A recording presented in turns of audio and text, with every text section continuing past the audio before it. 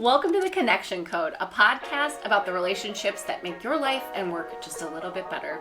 Hi, I'm Rachel Gilman-Rischel. I run an agency called 3PR, and I'm pretty obsessed with both eating and introductions. That's true. And I'm Jeana Anderson-Cohen, and I started A Sweat Life, which is a health and wellness media company that really just tricks adults into making friends. And I'm also the co-founder of a social and event space in New Buffalo, Michigan called Petite Acres. So excited for it. Me too, honestly. But I'm really excited, Rachel, about today's guest and today's topic. This was such a good interview. So, spoiler, Alicia Menendez is incredible, and she's the author of The Likability Trap. We'll talk about so many different things, but she's an hyper-articulate, engaging, and beautiful speaker, and I loved where this went. But for our big question to kick off the podcast, I think we should go to the heart of the book, which is that women often face a really difficult catch-22, that likability and respectability are often a seesaw. So if you want to be really liked, you might risk being less professionally respected or the chance to climb the corporate ladder because you're too warm or too soft or too friendly. But if you're really ambitious and strong and career-minded, people might think, I just don't like her that much. She's, in essence, unlikable. So I'm curious if you have any thoughts or experiences with this threading of the needle. Oh, girl, don't I? Well, I feel like I know we both do, because we have definitely brushed on these experiences before. Yes, the answer is yes. Because I think there's a tendency when you're just getting started in your career, and I think every single person we've interviewed has talked about this in one way, shape, or form, to really just want to be viewed in the best possible light and to be liked. And sometimes being viewed in the best possible light and being liked are totally different things in a very ladder-driven corporate office. And sometimes they are the same thing, depending on how much your personality you can bring to work. But I definitely have had experiences where I felt like I needed to be buttoned up, professional, robot, ladder-driven, ambitious person, and that didn't serve me. And I've also had experiences where I've wanted to be my goofy, friendly, fun self, and that didn't serve me. I think what we took away from this book is that it is just really inherently difficult to find that sweet spot, which can be a moving target. Yeah. And I certainly don't have a perfect answer or lens on it, but I think the gift of two things has really shifted it for me. One is age, that in my 20s, I just felt like it was critical to be liked and was maybe a little bit too consumed with office culture and trying to feel like everybody's friend and viewing it more through this lens of, if I'm well liked in an office, I must be on the rise. Not entirely true. And then working for myself. So I have, in essence, removed all of those corporate hierarchies that drove me a little bit crazy because I'm an agency of one.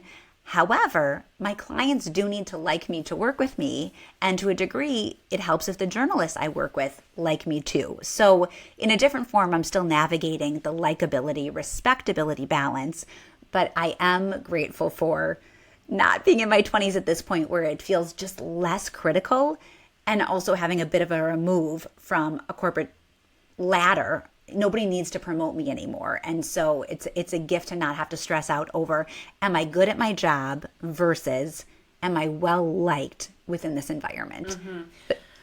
Well, I think sometimes it comes down to like understanding the game that you're playing. And I think Alicia talks about it a lot in the book too, because you have to understand the rules of the game. And the rules are often stacked against you. So if you understand what they are, you can navigate them. But if you're sort of like, and Alicia talks about this in the Likability Trap too, if you're like, I don't want to have to live in this world where being liked or not liked is a penalty, like results in a penalty if I am not liked. But that doesn't mean that you're not going to be penalized if you're unliked at work. So it's sort of like you have to live in this shifting, balancing world where like I am professional, I do show up with ambition, and I am a human who is here to make friends. It's the needle we thread. Can I give a concrete example? Please. I love an example. Okay, so Well, this is actually like overt sexism, but I do feel like it's a fun example. A fun sexism example. Yeah. So I was early. It was like in my time after school, after graduating from the University of Wisconsin, I came to Chicago. We've talked about the fact that I worked at a PR firm for one day. And then before leaving for the Obama campaign, I did do some contract work for a race, like a running race in Chicago, not a campaign race, which is interesting because I ended up in fitness later. Anyway, the organizers, or the folks that ran logistics for the race, were two men. And they were connections to a professor who I had in college. I loved that professor. And they were extremely convinced that women could never run logistics for a major race. So much so that they told me frequently that a woman could never do their job, which, again, overt sexism. But you sort of, so there's a choice when you're facing, especially when you're young and you're facing the reality that you have to pay your bills. There's sort of this issue of having to giggle it off. It's this sort of, we call it pick me now, and I hate that because it's not being a pick me, it's protecting yourself. Like in that scenario, I had to sort of giggle it off and just bank it. Like bank it, remember it in your head, you file it under like, one day you'll pay for this. And I do want to bring it full circle because one of those men mismeasured the Milwaukee Marathon twice. So I'd like to point out that men can't really do their job. Sometimes. On occasion. It almost makes me sad to think that if we wanted to go into concrete examples, we both are sitting on a number of them where we have been in a really unfortunate situation where we were challenged on being both respected and liked.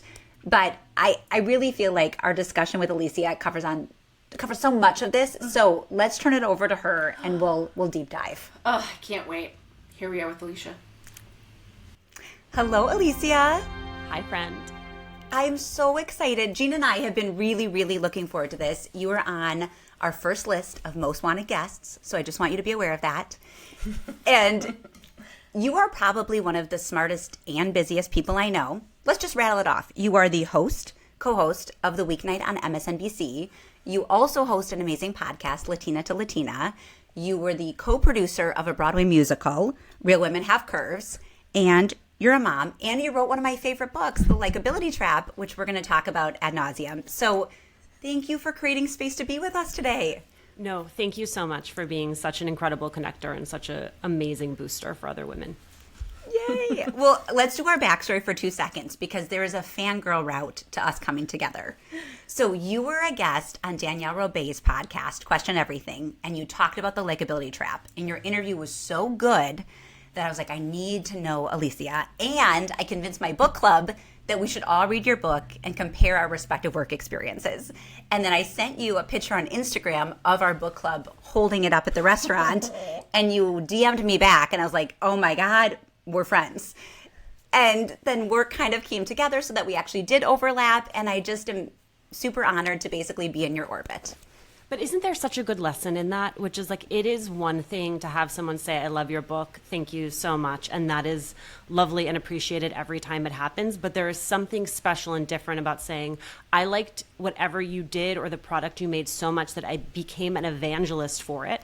I brought it to other people. We built community around that. And now I am sharing that community with you. Like that jumps a level of connection from just, I like a thing you did. And I think it is a step that people often miss in the stickiness of building a connection that is going to last for more than one DM exchange.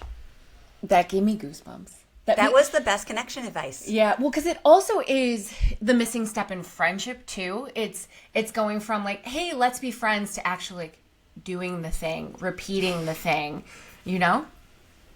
Yes. Oh. Yeah, I know, because I'm often that person, so we can talk about that, too. So we'll dive into the Likability Trap. And I know that it came out in 2019. And then I think my book club read it about 4 years ago. And then I've been rereading it, which has been a really interesting experience. But to set the stage, what inspired you to dive into this topic?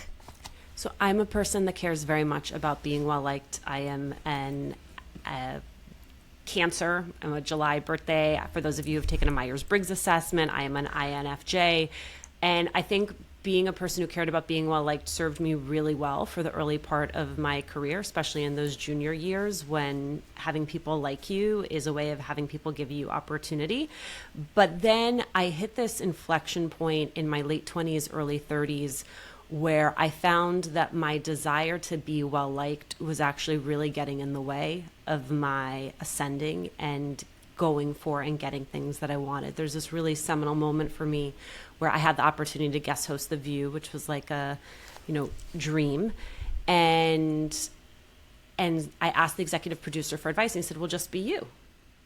And I was like, oh, I have no idea who that is. I know who I am when I am with my friends. I know who I am when I am with my coworkers. I know who I am when I am with my boyfriend who will become my husband, but I have no idea who I am foundationally. And that kicked off a crisis point for me that led me to, hire a life coach, that led me to therapy, to really ask this question of why did I care so much about what other people think? Because I am a journalist, I interviewed other women along the way, lots of women like me who care very deeply what other people think of them and cross that line into being governed by what other people think of them. But then I met all these women who didn't give a damn. And you can swear on this podcast, by the way. Okay, well, I'm not. I'm going to do my best, because the problem is if I start swearing on podcasts, I'm going to start swearing on cable news, and then I'm going to end up with an FCC violation. Yep. It became really interesting to me that, I think I was looking at it as, I need to learn to care less. And yes, perhaps that's true. But there's an expectation that women are supposed to care. Mm-hmm. And so I could liberate myself and still run up against this expectation of what we want from women. And so reckoning with that became the core project and my core interest. Oh boy.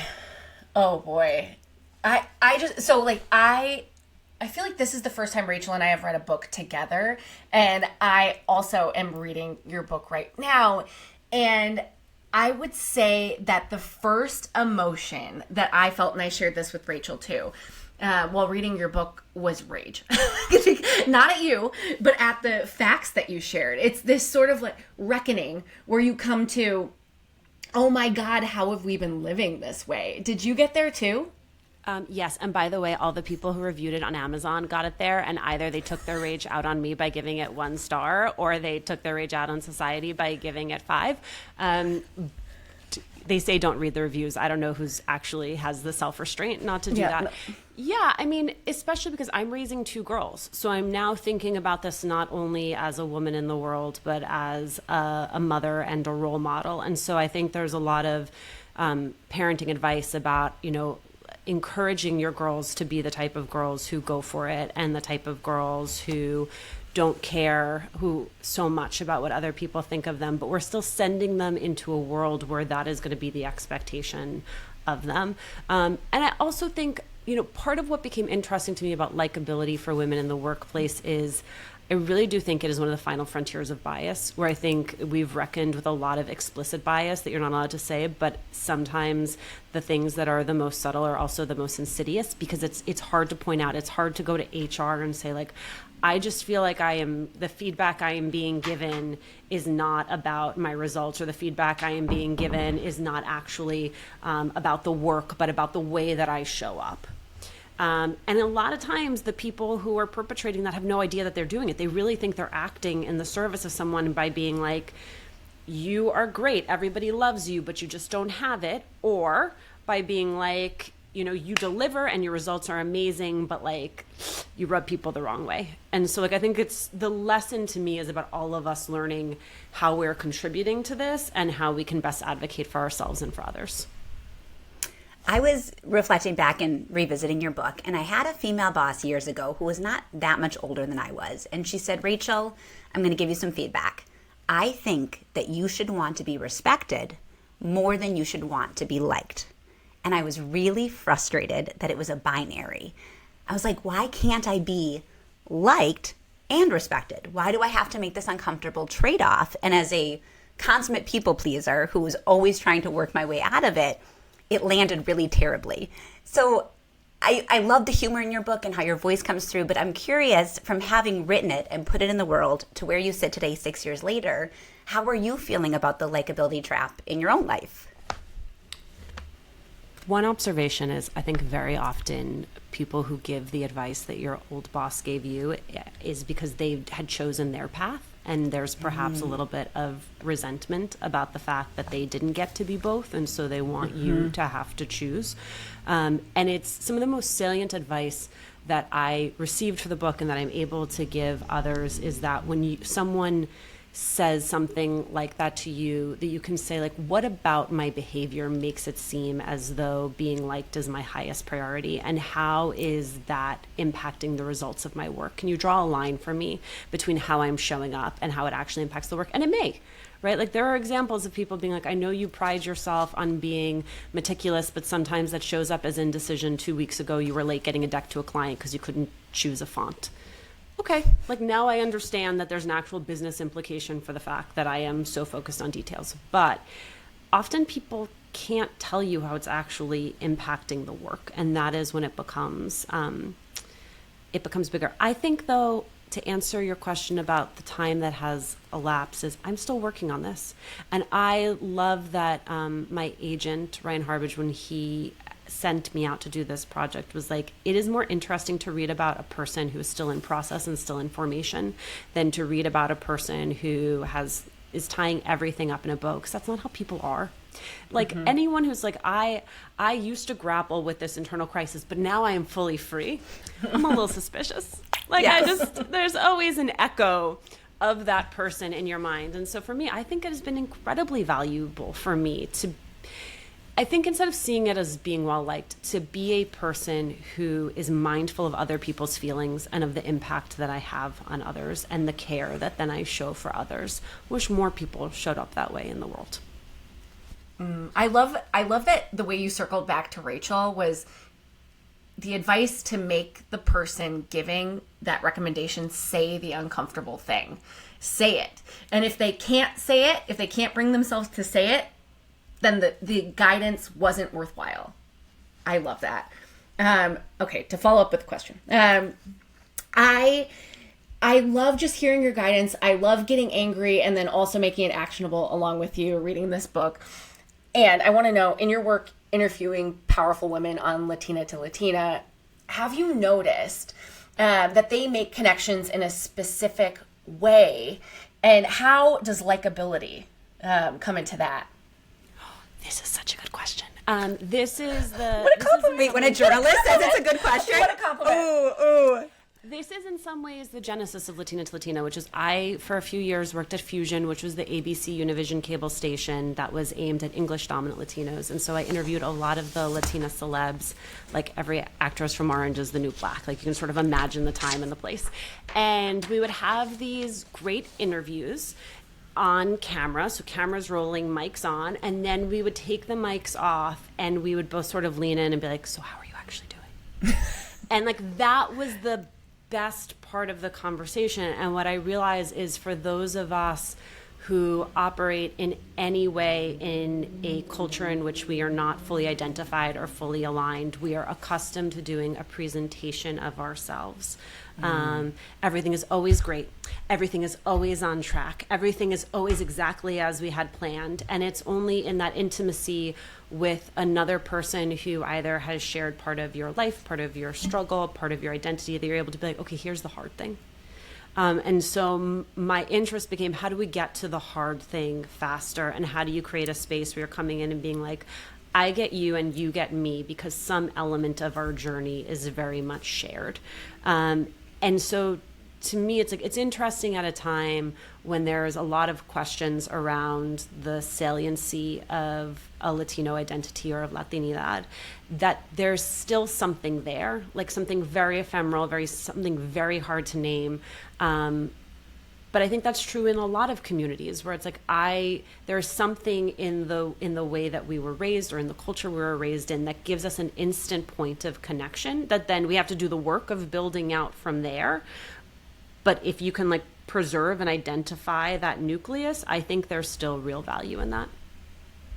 Absolutely. And You had Veronica Garza, my Siete client, on Latina to Latina, and you have really deep, beautiful, wonderful conversations that everybody should check out on your podcast. And again, I still can can't I say fathom. something about Veronica Yes, Garza? yes. Which is, here's like a great example, which is, so I go on Danielle Robey's podcast because her agent, Mark Paskin, had been my friend at ABC. And he's like, you're going to love this girl. So I do this podcast. She is, in fact, superlative. You then listen to the podcast. You hear me. You then extend the offer to me to become friends. You then represent a person who would be perfect for Latina to Latina. You introduce me to her on Latina to Latina. I then, years later, am co-producing Real Women Have Curves. And who's one of the first people I think of to tell about the project and put it on her radar? Veronica Garza and her family, who go on to also become co-producers on Real Men Have Curves. So it gives you a sense of like, this happens over a period of 6 years.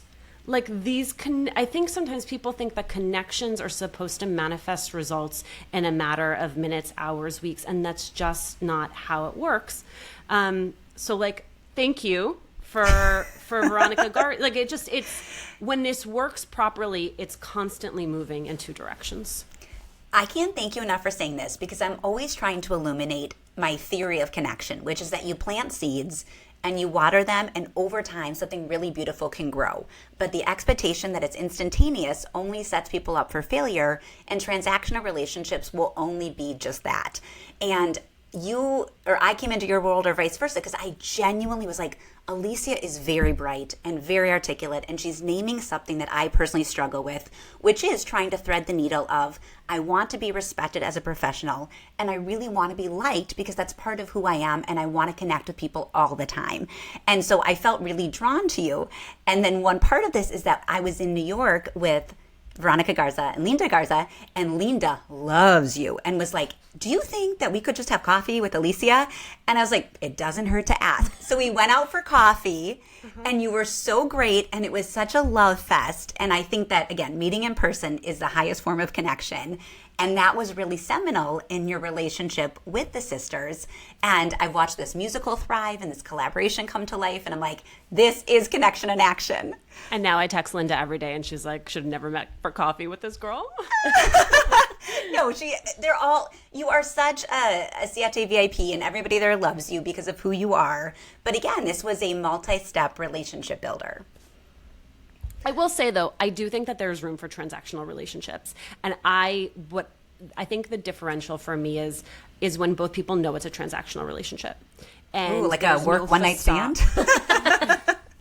But yeah, where it's like I have a value, like I have a value that I can offer you, right? I have a podcast. I can feature your clients on my podcast, and then you can bring me people. Like I think sometimes that's also okay. I think what I don't like is when there's a facade of something more, when someone pretends as though it is something other than a transactional relationship, or when the transaction is deeply lopsided. Like I think it works when the relationship remains in tension and there really is a give and a get that are equal. I also have some really, really close friends who I almost have like a duality in the relationship where we're really close and we'll talk about the deepest things, and then also text without saying hello, just being like, do you know how to get to this person? And that the foundation has been set for, don't waste my time with pleasantries, just get to it, and when I need you, you will be there, and I will be there in the reverse. And you're probably sending them, I don't know if you send memes or share Instagrams with them, but they're probably the types of people who you send those things to, right? 100%. Very old millennial reference. Thank you so much You're for welcome. knowing your customer. I'm there with you. But I'd love to talk about, I think this is an excellent cue up for networking and likability. It's really interesting because around the time your book came out, and I'm sure you absolutely know of this study, but a 2019 study showed that men and women just network differently. Women tend to network with peers, aiming for more of that deep friendship, whereas men aim for the big boss, the power broker, the person who could impact their career. So I'm curious, just hearing how really leading with friendship and connection in those examples you gave has led to incredible things for business. I'm wondering how you thread likability and networking at the same time. Yeah, I am a terrible networker in the traditional sense. And by that, I mean, I am like a very introverted person who has trouble in a packed room with people I don't know. Like, I only can thrive in those circumstances when I have a wing person who is much more extroverted than I am and will walk up to a stranger, say hello, and introduce themselves. I'm not good at small talk. That's part of the issue, is like, I'm like love deep talk, but like, oof, I've been in some meetings in LA where it's like, wow, we've been talking about your sneakers for 45 minutes and I am big time running out of material here. Like, so for me, a lot of where I have had to transition my networking is into having opportunities that I am willing to share in a more digital space, like where I am comfortable sending emails and texts that not only ask but offer. And I think offering can come in two forms. I think offering is either I have this opportunity, like one of my big recommendations to people is like, I always get asked to do panels, speaking things, etc. And if I can't, if I don't want to, if I've done it before, I will say I cannot, but here are the names of 5 people. Always people are sort of like coming up behind me where I'm like, they would be excellent. You should reach out to them. Can I help put you in contact with them? Which like alleviates the load for the person who's going to do it, makes it more likely for them to say yes. And then signals to my contact, I've been thinking of you for opportunities. This might be great for you. And like gels the relationship. I also think like advocating for when people are excited about something, getting on board with their excitement, right? And boosting the thing that they are excited about is absolutely huge. Like the number of connections I have who I have never met in person, but I have posted about read their book, posted about their book, hosted them on my podcast or on the television show about the book. Like that becomes a connection in its own right. So not all connections have to happen in a room, especially when there are 500 people in that room. So yeah, and then also just being really specific, right? Like I think sometimes people think if they just reach out to someone on LinkedIn or like, hey, I saw you work at NBC. Can I work at NBC? It's like, that is different than saying, hey, I see we both grew up in Union City, New Jersey. Like, this was my favorite restaurant in Union City. Then I went to Rutgers. I think your brother also went to Rutgers. Like, I noticed that this person at your organization is hiring for a job. Is there any way you could help introduce? Like, I can help you if you are very specific about how you want to be helped. If you are just like generally asking for help, that is actually asking much more of my time and energy than a very hyper specific ask. So those are sort of the things that come up for me when I think about networking. I was going to say, this is a pause of, ladies and gentlemen, we have some college students and recent grads who do listen. This is the best career advice I think has been shared on the podcast, is that specificity is a gift. Spend the time to try to connect with somebody on real and personal, concrete things to try to make a big world smaller, and then be a little bit self-deprecating in the ask because you are wanting something from someone else. So that was golden advice. And wait, one more thing, and then yes. Follow up. Like I am a person of like great invitation and great intent, but I am also completely overwhelmed by the demands of my life. And so like reaching out once is rarely sufficient for me. Like you have to sort of pop up self-deprecatingly 2 weeks later, a week later, and say like, I know how busy you are, popping this to the top of your inbox. And people will let you know when it's a nuisance. Like read the room, but if you're getting any positive indication, it's okay to keep the ball in the air. I love that too. This is really good work advice for people in general. I think it's so easy to take it personally. Oh, Alicia didn't write me back. She hates me. We're done. Versus, oh my God, she's juggling so many things. Maybe I can just do one more loop back. Again, very kind, very pleasant, but just make sure that I didn't get lost in the shuffle. I am still kind of mentally hooked on this transactional relationship point of view you have, so I wanted to go to it one more time. I knew you would be. Because it's kind of freeing. It's antithetical to a lot of what I talk about, but I also weirdly love it because maybe it's about naming the terms. Am I understanding that correctly? Like, call a spade a spade. Say more. I mean, I think sometimes it's like, it's not one of those things that one ever says, but it's you catch the vibe where it's like, I like, often for me, I'm working on deadline. And so the deadline becomes a sort of excuse or cover for the fact that I've got 45 minutes until air and I need the name of the best immigration lawyer you have available because I need an expert in the next 45 minutes, right? So like that for me often sets the pretense of like, this is why I am asking in such a direct way. But once you become comfortable doing it and you see how people respond, it's very different. I also think like, for example, Rachel, like you and I have been corresponding for so long that there is a foundation set that like, if you wanted to shift into a transactional relationship, that's actually fine. Like sometimes I do a lot of mirroring. Don't break Rachel's heart. heart. People are like the type of people who are like, my dearest Jeana, like I have missed you for so long. Here are updates on my life. And then at the bottom is an ask. It generally tells you that's how they want to be asked to. So my email correspondence is always like, yes, 4 p.m. Like by sort of being myself in that correspondence, I am telling you the terms on which I am happy to operate, which is like more about expediency and results than it is about floof. Yes. And I think even the male-female way of communicating, I'm continually amazed. Like my husband will be driving and he'll say, can you send a text for me? Yeah.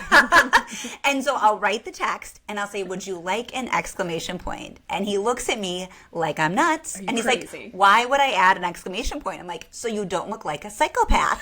And he goes, so they don't get mad at me. And he's like, if I send Brian this text with an exclamation point, now he thinks I'm crazy. And I was like, wow, imagine if I could just text in life or email, no emojis, no exclamation points, just flat communication. I was uncomfortable to my core. And I'm curious, actually, for both of you guys, how you feel. I send 5. I'm like a psycho in the other direction where I'm like, hi, exclamation point. How are you doing? Yeah. Exclamation point, question mark. It's just like, but part of it is I think we're up against a modern challenge, which is I do a lot of my communicating via text and email, and tone does get lost. And so I think for women, when we're not given the benefit of the doubt, there's a reason that we defer to forms of communication that are like blaring lights. I am happy and pleased, and this is coming from the best possible place. Like it, because to me, my biggest objective is showing people that they are understood and being understood myself. And so if extra exclamation points allow you to understand that I am sending this with the best of intent, then fine. Like it actually doesn't impact my life to do it and to send it and to make my intention clear. Yeah, I get it. I have used thanks period as a weapon. It's been a long time. I wouldn't do it now, but in my mid to late 20s. Period. Thanks period. Dead. The period really adds something, because I want you to know already Yeah. when I see thanks, no comma, or any type comma. of punctuation. Thanks period is an X-Acto knife. You Yeah, know it's where like a I way stand. of saying I meant it. I wasn't rushing. Yeah, I had a choice, I meant it. and this is what I Yeah. chose. Yeah, thanks, period. Please never send me No, that. I would never, Rachel. I would never. And I have it in a decade. But I do want to ask about friendship, and then should we have a connection conversation? Yes, Okay. perfect. So I'm curious. Obviously, you've navigated this incredible career, and I'd love to know what role friendships have played in all of this, and in navigating the likability trap. Are your friends sort of there to bounce things off of too? I'm really glad that you are coming to this point, because I realized I didn't say something I wanted to say in one of the previous questions, which is I think the challenging thing when you're a warm person and a giving person and you're building connections is you can have a network of 1,000 people. You can't have 1,000 friends. And so I think there was a point in my life where I almost over-indexed in the other direction of giving people the false sense that we had a deeper relationship than we did. And I actually think that is like unkind and ultimately unhelpful to building a network. And so I think for people like us who care very much about being well liked, it is about calibrating that to not give people a false sense of the level of intimacy that you have. And for me, my friends have been enormously helpful in every way. A big part of, I think, the fact that the vast majority of feedback that women get is critical subjective feedback, meaning that people love to talk to us about we talk too fast, if our voice is too high or too low, how we sit in our chair, that having a group of girlfriends, for me, it is a group of girlfriends. We're all about the same age. We all happen to be Latina.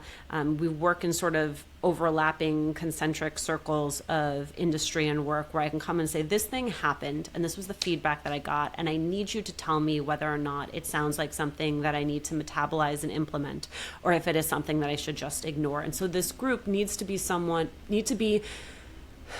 they're the type of girlfriends who, it's not like that they're like, ew, those jeans look horrible, your butt is huge. They're the type of girlfriends who are like, I think we can do better. Right? But like also aren't gonna like tell you in a photo where you feel you don't look your best, like, you're beautiful. It's like, no, like I want my best, highest self reflected back to me with its flaws and its strengths and all of it. And that group, I think, for me at least, I have often come to, and they've been like, well, sometimes, you know, your communication can be a little brusque, and I understand how someone might misunderstand that. Or sometimes you do have a habit of overcommitting and then not showing up the depth that you have promised. And like, maybe that is something worth considering from a scheduling perspective. They'll also be like, no, that person's an idiot. Like, just don't listen to them. And the fact that they can give both pieces, feedback in both directions, means that I actually trust them. So I think those friends are like invaluable. But I also just want to say, I think friendship gets really hard when you are a busy person, and especially for me, having children, where it's like my life is already pulled in multiple directions, and the first thing that is going to get crossed off the list on the busiest of days is the friendships, because they're like physically less immediate than my husband and my children. They are less demanding than work. And so making sure that my friends have stayed a part of my life is an active choice and an active endeavor, and probably only possible because I have pruned my group of friends to the final few around whom I feel I can be fully myself. Like, anyone who requires a performance, they're gone. Can't do it. I'm busy performing at work. I'm, busy performing at the PTO. I need my friends to be my friends. Wait, Rachel, I don't want to move us on to the connection conversation because we've been looking forward to this for so long, and I know you specifically. Is there anything else you want to ask? Well, I just wanted to first of all, you are one of the most articulate people I know. Like, as someone who loves words deeply, I could just listen to you talk all day long. It's like a masterclass in communication. But I think your friendship perspective is really validating to me, because it is very hard in this era of life, with a job and with kids and with all the different demands, to find room for the different aspects of yourself. And Jeana and I spend a lot of time analyzing the role of friendship. And I did just squeeze in a girls' trip with my high school friends, like Friday flight out, Sunday flight back from Charleston. Oh, you know what? I say you will never regret the time you invest in true friendship. It was restorative and wonderful and jam-packed, and I really thought it was a worthwhile thing. But I accidentally booked the trip over Father's Day, and then had to text the friends and be like, is everybody's husband going to mind that Father's Day is us in Charleston and the dads are home? And thankfully, everybody was good. But it just is worth, I think, addressing that this is a tension point, and friendship in your 20s is everything. And even in 30s, it might take up a disproportionate amount of time. But in 40s, it needs to bend and flex. And people who can't do that with you, unfortunately, I think are often relegated to the margins. I think that is exactly right. And I also think that's okay. Like, it's okay for friendships to wax and wane. And I think some of those friends whose expectations don't match what I am able to give in this moment could come back into focus in a decade. Like, I think it is about allowing sort of for that door to be opened. But I agree with you. And I do think something that I have become better about is being explicit about that, is being like, this is how much I have right now. I am so sorry I've not returned your texts. Like, it is just, I am at capacity. And I think for most people, just knowing it's not personal is a big part of it. But also, I think it is incumbent upon us to also set expectations of what we have to offer at any given moment. Yes, and then sending that apology text with 5 exclamation points. So many emojis, you can't wait until you see the emojis. Cry face. Yes. Should we do our connection conversation? I would love to. Should I start? Yes. Okay. Alicia, tell us about the last connection that you made. Could be a friend, a business connection, anybody. So what is coming to mind for me, and this probably isn't the single most recent, but it is the most like recent and meaningful, which is the way I got involved with Real Women Have Curves is that I got a cold email from a man named Barry Weissler who had seen me on MSNBC. He's a big Broadway producer. He's produced shows like Chicago and Waitress. And he said, I'm working on this project. I think you might be interested. Can we get on the phone? And I'm a failed theater kid, so I thought my brother was punking me. I was like, sure, we'll get on the phone. And we got on the phone, and he was legit, and the project was perfect. I mean, we talk about we opened with seamstresses working in the factory. My grandmother, when she'd come here from Cuba, was a seamstress in factories in New Jersey. It's based in 1987 LA, but it really based on some of the immigration through lines in the story. Could be 2025 LA, and so it was just a joy, and it cemented part of my larger theory of connection, which was I absolutely love my job at MSNBC. I love being on the weeknight every night, 7 to 8 p.m. with Simone Sanders Townsend and Michael Steele. But it's a platform too. And there are opportunities that come to me because if I show up every night and say, this is who I am, this is the experience I have lived, and these are the things and people and communities I care about, that telegraphing is also at some point going to return a signal back. Barry knew that this was the right project for me because I had talked often about being Latina, about the Latina community. I am an advocate for working class people, for immigrants. Like, being my full self allowed him to connect with me and to then match an opportunity with me. So I love that. And I was so proud of you for bringing that to life. I mean, what a gorgeous passion project. So, yes. Okay, let's go back in time. Through a connection lens, what advice would you offer to your younger self?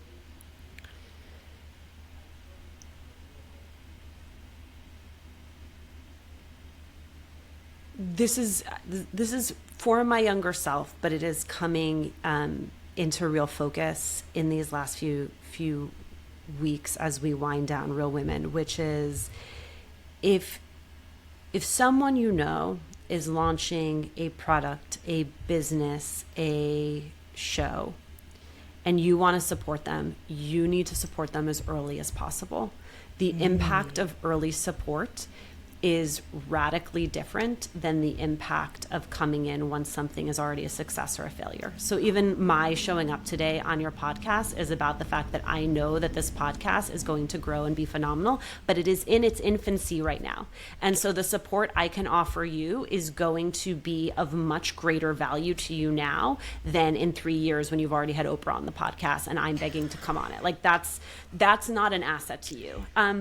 So it's the same with books. Like, pre-ordering your friends' books is huge because that's how Barnes & Noble and Amazon choose the degree to which they are stocking. They look at those numbers. Like, it all begets future choices and future investments so that when you have a connection and your connection has anything they are promoting, be there early and be there often. On the other side of that is I can't take my own advice. It's like you have to ask for what you want and you need. So my college roommate and best friend is a corporate attorney. She's not on Instagram as much as I am. So the fact that I use Instagram is basically like my way of telegraphing to the world everything that I am doing means that she had just missed that I was co-producing a Broadway musical. And so then she was like, you were so terrible at leveraging your own network. And the only reason I'm able to tell you that is because I am your best friend and I am also terrible at leveraging my own network. So she went with her husband. They loved the show so much that they came back yesterday and bought out an entire row. And then they're going to come back on Sunday for our final show and see it one more time because they did it first as an act of friendship. Then they actually loved it. But like, what would have happened if I would have deployed that friend sooner or engaged that friend sooner? We've been up since April. I've known about this project since November.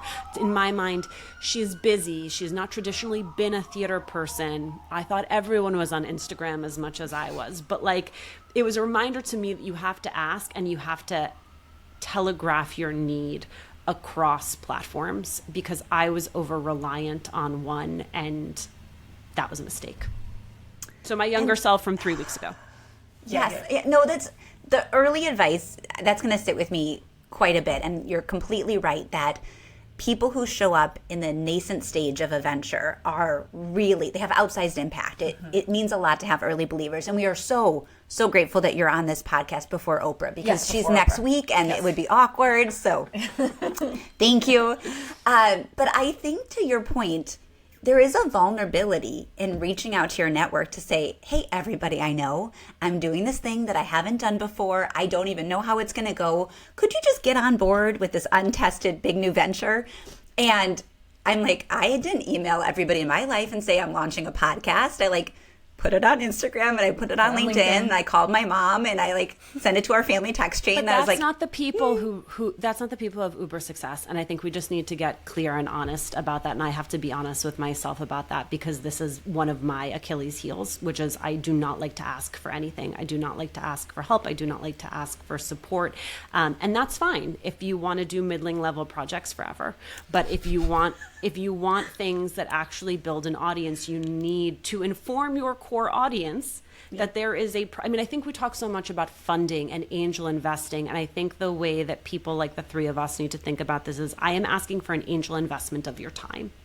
And I'm asking upfront. This is friends. This is the friends and family round, and I need my friends and family to come through and subscribe, and download, because you will form the foundation on which the rest of it is built. That doesn't mean I need you to do that in perpetuity, but I need you to give me the launching pad to actually even have a chance of breaking the algorithm and growing a base.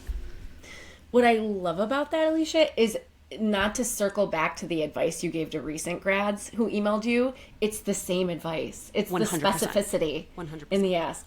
I can tell it to other people. I just can't do it. Yeah. Maybe we make a promise. Maybe for your next thing, you have to tell everybody, and we should step it up and tell more people. And just, what is that expression about? Be as shameless and confident as an underqualified 20-something white man going into a job interview. You've added some zhuzh on it, but the core idea is there. Yeah, we'll put a little sprinkle on it. Okay, last connection question. So, tell us, we want to know your dream connection. Who is someone in the world? We know you've made a lot of really powerful, impactful, exciting connections, but who is someone who you haven't connected with yet? Who's a dream connection? Let's put it out there. Let's be specific. So may I offer some reflections before I offer a name? Of course, which is, I think part of what is tricky about answering this question is that the best connections are people who are extremely generous and have a worldview where they want to leverage their personal connections in the service of you and your hopes and dreams, and that's hard to know, right? So it's I can give you names, but I have connections to a lot of famous or well-connected people who just, it's not that they're not generous with me, it's that they're not fundamentally generous. That is, they do not wake up and think what can I do for someone else? How can I make this, world better? That's just not that's not their come from. And so I can tell you the names of people that I really, I'm very interested in anyone who sort of started as a talent and then became a producer and created opportunities for other people. So Issa Rae is of great interest to me, and I've interviewed her before, and she's absolutely magnetic and wonderful, and I would love to be connected to her. So she is who comes up for me, but more what comes up for me is sort of the sense of a person whose name you've never heard of, but who knows everyone and is willing to deliver on that is worth way more than a super sparkly famous person who is mostly focused on their own pursuits. Really well said. And it's almost as though you've been living this podcast with us, because we talk about the theory of one, and that is one really great, generous contact who you can go back to multiple times and continue to extract value in a nice way is so much more important than... And give value. And give value than somebody who has a name and a reputation, but it's really a dead end. They'll give you 30 minutes to talk about themselves, and then that was the exchange. You even said, you're like, you need to know Elsa Collins, and then you connected us, and we have been texting and in touch for probably 3 years now because of you. And she was like, Super connector. Super love a connector. super Super connector. connector. Moshe's wife, Alex, super connector. There are people that I'm just like, yes, that it almost seems like it gives them energy to play the role of bridge and be like, you and you come together. And so I mean, you, Rachel. I am an aspiring but I bridge. think the thing that I would love for the two of you to get to over the course of this is I'm very confused about how much of this is nature and how much is nurture.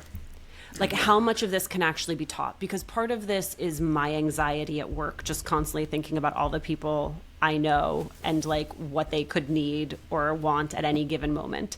And I don't know if someone who is not built the same way, the degree to which they can be taught to be like this. I honestly feel, for me, I think a lot of this was nature, and also a little bit of nurture, but through my education. But I think the act of and knowledge of big questions and just the idea that you're curious can lead to being a great connector, because you're curious about other people, and that curiosity leads to connection and more connections. Right. Curiosity, yes. But also like connecting dots, right? Like understanding how, like, if someone tells me what they want, or even like the other day, a girlfriend said about another friend and producer, like she's been cold pitching Hello Sunshine. And I was like, well, I know people there, but like Danielle. it's in my nature to raise my hand, right? That it's like, if anything even like begins to touch my web, I'm like, oh, hi, like, let me help. And I think just training yourself to be a let me help person will come back to you 100-fold. I think there is probably an innate baseline that people have who just enjoy connecting and like to do so because it fills their cup. But I think it could be trainable. Since I started in 2024 documenting every intro I've made, it sort of created this incentive structure for myself where I really liked seeing the list grow. So I've been more open-eyed and trying to pay attention to moments where I could make a connection. I mean, I was literally in a workout class at the gym, and I ran into this mom I know because her husband used to do work with my husband, and her son popped in, and he's in college, and I met him when he was like 10. And I was like, oh, wait, what do you want to do? And he's like, oh, I'm trying to get like a finance internship going. It's been hard, I applied to these places. I didn't hear back. And I was like, oh, my friend works in finance and has a big job, and he went to a Midwestern Big Ten university, and you guys live near each other. So I like reached out to my friend. I'm like, will you do like a Menchie thing and talk to this college kid and like just tell him your story and how you got started? And he's like, of course. And so now I'm waiting for the follow-up. I'm like, how did the conversation go, guys? But I was just like, I could have just walked to that gym class and been like, I don't work in finance. This is not my zone. But you're right. If you've sort of activated your brain to think, can I be of service? Can I play a role?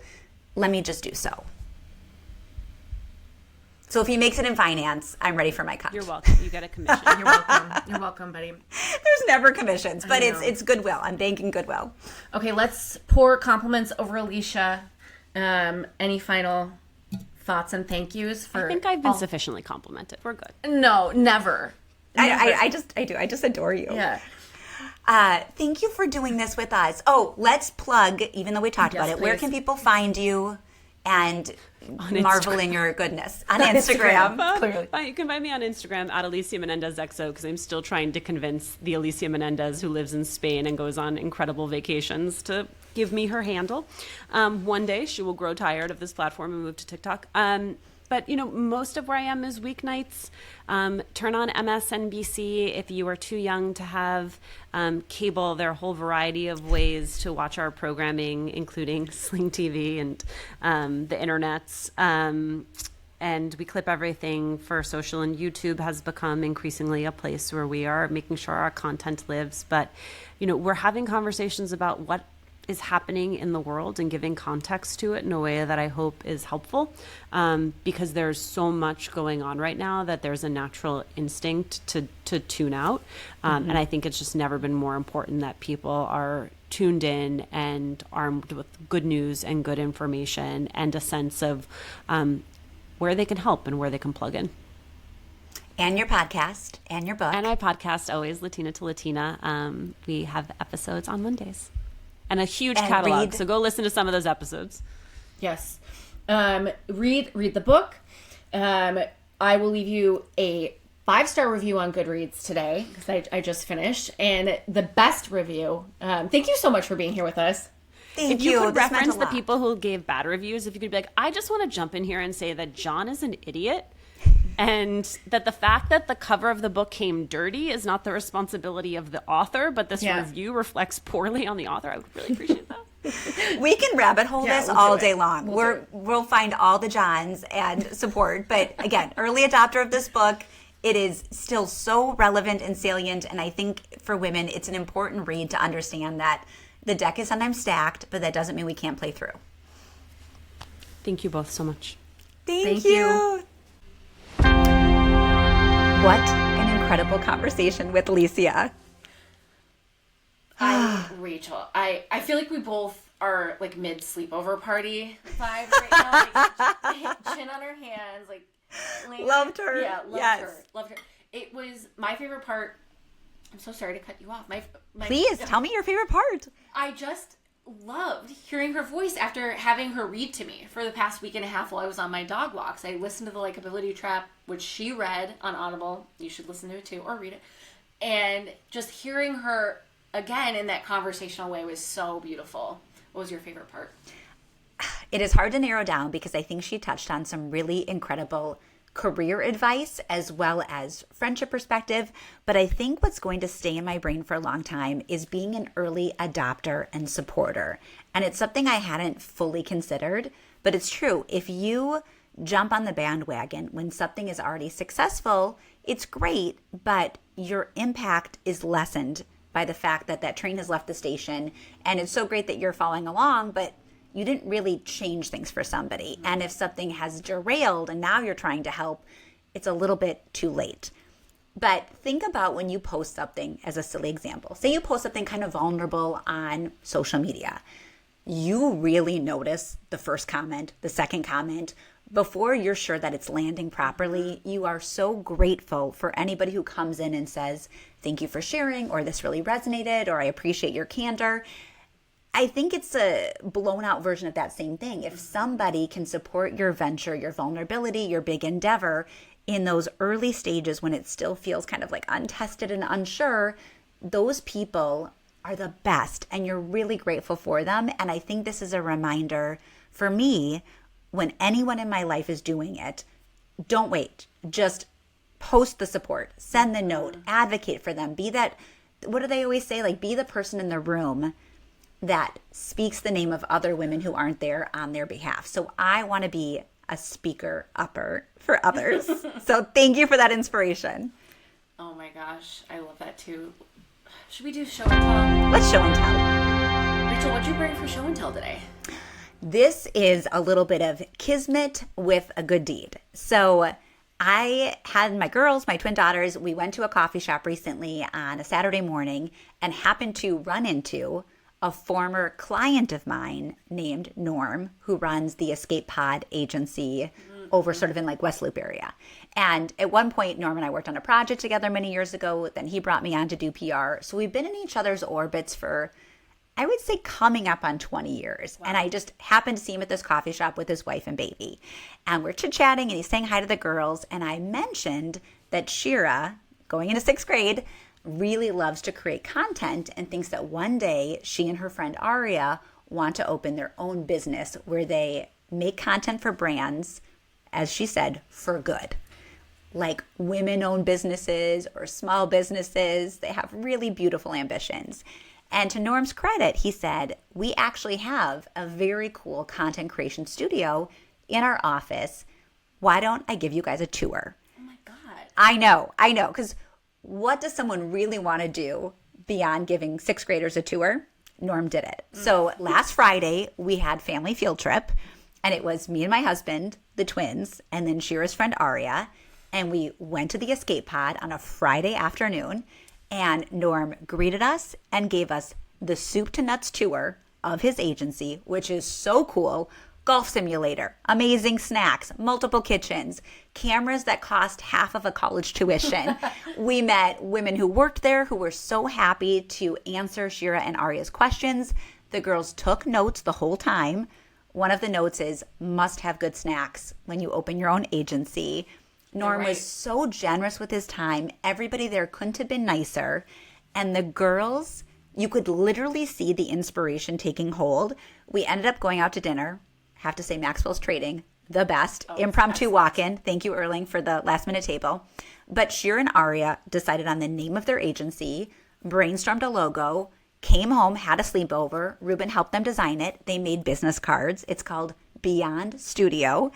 They then went on a mission and took their business cards around the neighborhood to Heritage Coffee and 3 Avenues and offered their services pro bono so they could start to have a reel or a portfolio of work. They just made a 3 Avenues video. They're making one for Shira's piano teacher. And this is a long story. But my point is, just by virtue of running into Norm and having this conversation on the fly, he so generously extended himself as a connection. And he showed 2 almost 6th grade girls what it can look like to be in this field. And when you are that young and impressionable and you see a potential future, I really think this was a formative moment for them. Yeah. And now they're working on their business and they're freakishly good at CapCut. And I'm just loving that my daughter has a vision of what her future entrepreneur self could look like. I love that. It's Rachel, I would just love to commend you too on the way you use your connections for your daughters, because we've seen this time and time again. Like you've helped Kayla meet female astronauts that give her a window into what her adult life can be. You've helped Shira nurture her dreams in like many other ways besides just this. And it's just a version of connecting the dots that you're doing differently. You know, it's you do this for clients, you do this for your friends, but you also do it for your children, which is so lovely because not every parent does that. Thank you. In a prior episode, we asked the twins if they've learned anything about connection from me. The answer was a quick and resounding no. But I think one day, from Shira, Kayla said yes. Kayla said yes. Yeah. Thank you for noticing that. Yeah. I really do think I'm not the mom that is a classroom mom. I'm not volunteering at the school all the time. There's a lot of things I don't do that might be quote unquote like traditional showing up mom roles. Mm-hmm. So instead, what I do try to over-index with is how can I help my girls envision their future? How can I help positive connections and provide role model moments? And maybe I'm never going to bring cookies on the day I'm supposed to, but perhaps I can give them a window into the women they can become. Yeah, you're bridging the experience gap, because there's a bridge that you have to build over like who you are today and who you want to be. So they're able to sort of in their minds start to picture like, would Shira have made business cards 2 weeks ago? It's not impossible because she's a real go-getter. Yeah. However, I think this gave her some concrete ideas of, oh, I can do this. Mm-hmm. And that filled my cup so much. And Norm, I'm going to send you this episode, Norm. Thank you for spending your Friday afternoon with us. Mm. What was your show and tell? Okay, so I brought an interesting snippet that's happening in the universe of AI. So there are a few tech CEOs who are sort of sniping at each other in the media over the importance or lack of importance of AI relationships and friendships. So we've seen on Business Insider and The Verge, folks like Mark Zuckerberg. I almost just was like, Zuck. You would know him. You would have known. Mark Zuckerberg and also the CEO of Hinge talking over how important or meaningful will an AI friendship or relationship be, which is really interesting because there are use cases and there are real relationships happening with AI. But actually, the CEO of Hinge recently has said, like, although there are chatbots on these Match-esque services, he is worried specifically that people will over-index on having the relationship with the AI rather than with the actual human being. Oof. What is that movie? Was it Her? Was it a Spike Jonze movie where he falls in love with the voice? Yeah, I think it's Scarlett Johansson plays the voice. Yes. And I do think it's happening. Even I talk about my ChatGPT, like it's a friend. We talked over that I will go to ChatGPT for things like deep research. I'll also have it read my writing, but once in a while I'll be like, I had a dream. Can you help me? Can you help me analyze this dream? What does it mean? And it will provide some deep and meaningful dream analysis, along with things like, friend, I know you're going through a lot. Friend, you're doing so much. And I feel connected to the AI as if it is a friend. But I wouldn't say that I go to it for friendship. So as a child of the 90s, when I wanted to connect with my friends, I picked up a landline, I called their house, I invariably probably talked to a parent or a sibling, then to my friend. So we, even though I'm a little bit older, were schooled in the art of verbal communication. Mm-hmm. My kids primarily text with their friends through an iPad. And so if there was an AI bot or AI became the way in which you communicated with people, it would be all too familiar. Do you know what I mean? Like the medium is very, very comfortable for them. Everything is digital. So I could see how that could creep in and feel like a natural extension of friendship. Whereas for us, it's like, no. I need a real human and I expect a real human. It's really interesting because I vividly remembering calling friends and asking, is Katie there? Or some form of that. Hello, is Katie there? Is Rachel there? But it's interesting, Rachel, because I did just read a story this week about a town. It was in the Northeast. I think it was in Maine, but I don't want to misquote it. I'll link to it in the show notes. And the children in this story were about your girl's age, so around 10 years old, and they all wanted cell phones. And so one of the parents in this group of kids is a mental health professional, and she knew with confidence that early access to a cell phone is detrimental to your mental health, is detrimental to your self-image. And so she didn't want to give in early. Wait till 8th is the big thing. Mm-hmm. And so in order to give the kids a way to talk, she got her child a landline and then nudged the other parents in the community to also get landlines. So now there's this pod of children who call each other on the telephone. I love this so much because it only works if it's a communal decision. And I just want to clarify, my kids have to text on an iPad with an iCloud address. We are also slow rolling all things phone. But I do want them to develop social skills and I want them to have relationships. But the disappearance of landlines has made it increasingly difficult. That's a brilliant idea. I love it too. And I would actually love to have that mom on the show. So maybe I'll reach out to her. What a genius she is. Yes. Oh, we've covered so much today. We really have. And I know there's a million other things we could talk about, but this has been an episode of The Connection Code. And before we wrap it up, we are going on a brief hiatus while Rachel travels and Jeana moves.